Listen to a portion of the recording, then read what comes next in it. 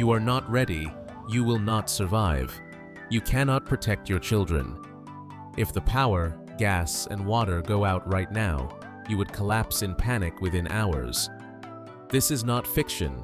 This is not someone else's problem. This is your reality waiting to happen. Today, we present the raw results of a brutal 24-hour disaster simulation with no electricity, gas, or running water, conducted with a toddler in our care. No theory, no lectures. This is what we actually did, what failed, and what could have killed us. 1. Food. We assumed the refrigerator had already failed. Frozen and refrigerated items were unusable. We survived on canned goods, instant food, pasta, flour, bread, seaweed, coffee, and spices, all stored at room temperature. What saved us? Everyday non-perishables. This isn't about buying expensive kits. It's about slightly overstocking what you already use. This rotation keeps your food fresh and your family fed. 2. Light. With no electricity, darkness becomes a predator.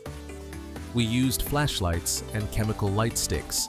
The chemical sticks were almost useless, dim, short-lived. A good lantern is far more effective, even a camping lantern. Also, remember, batteries discharge slowly over time. Tape the terminals when storing battery-powered lights to prevent loss. Power. Without electricity, everything stops.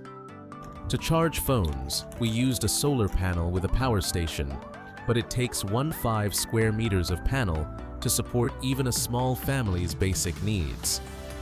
Forget powering a fridge or heater. Those are hopeless. Worse, solar panels generate little to no power when it's cloudy. You must test this yourself before making assumptions. Smartphones and laptops. Yes. Air conditioning? No way.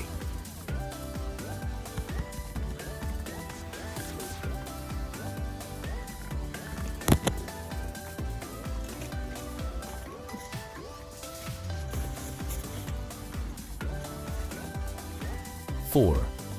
Bathing. With no gas or water, traditional bathing is impossible. You need major equipment, wood-burning baths, solar heaters, water sources like wells, or rain collectors. We had none of that. We boiled 10 L of stored water with a gas stove for foot baths. For our bodies, we used soap water in spray bottles and wiped down with towels. It works, but just barely. 5. Dishwashing. We used disposable tableware, but cooking tools needed cleaning. With barely any water, we used a spray bottle filled with detergent and water, wiping with tissues. This method works, but only for light messes. Water shortage makes cleanliness a luxury. Toilet. No sewer system meant no flushing. We used a portable toilet kit, coagulation agent, odor-proof bags, folding seat. Letting waste accumulate is a disaster. The smell damages your mental state. It lingers on walls, clothes, furniture. Worse, it spreads disease. In cities, this becomes a nightmare. In rural areas, you can dig a hole, but only if you have the land. Prepare toilet gear before it's too late.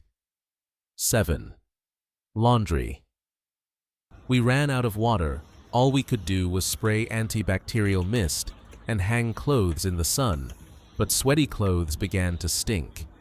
Washing requires more water than you think. Consider storing bath water in advance. If you have kids, this may be dangerous. We used small water tanks, but they ran dry fast. 8. Entertainment.